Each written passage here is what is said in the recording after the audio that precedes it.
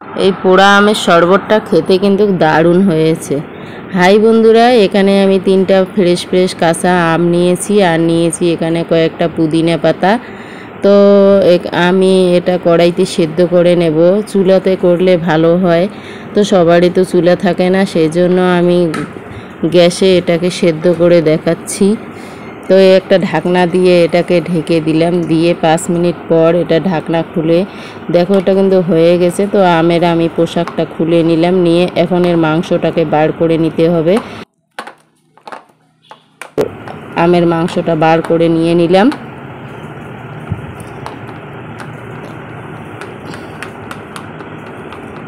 এভাবে 3টা আমেরই আমি মাংসগুলো বার করে নিয়ে নিব।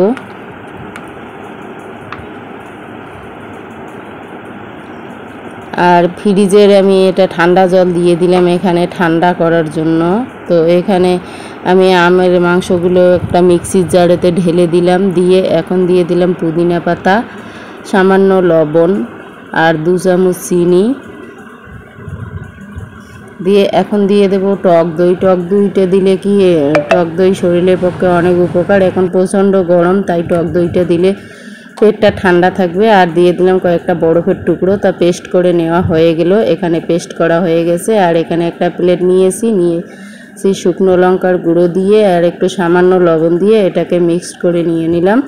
আর এদিকে দুটো নিয়েছি কাঁচের গ্লাসে একটু লেবু সামান্য উপরটাতে দিয়ে দিলাম, দিয়ে একটু দেখার সৌন্দর্যের জন্য এটা আমি করে নিলাম। আর লঙ্কার যে গুঁড়োগুলো আমি লবণের সঙ্গে মিক্সড করেছি, তো সৌন্দর্যের জন্য আমি গ্লাসের মুখটাতে আমি এইভাবে লাগিয়ে নিলাম।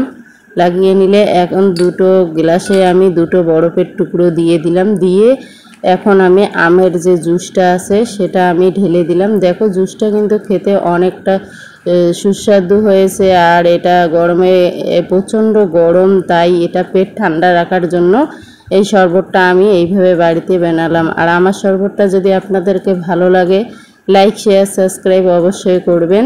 এইভাবে আপনারা বাড়িতে ট্রাই করে দেখুন। প্রচণ্ড গরমে একদম পেট ঠান্ডা হয়ে যায়। আর টক দই তো দিয়েইছি, এখানেই শেষ করে দিলাম। Thank you.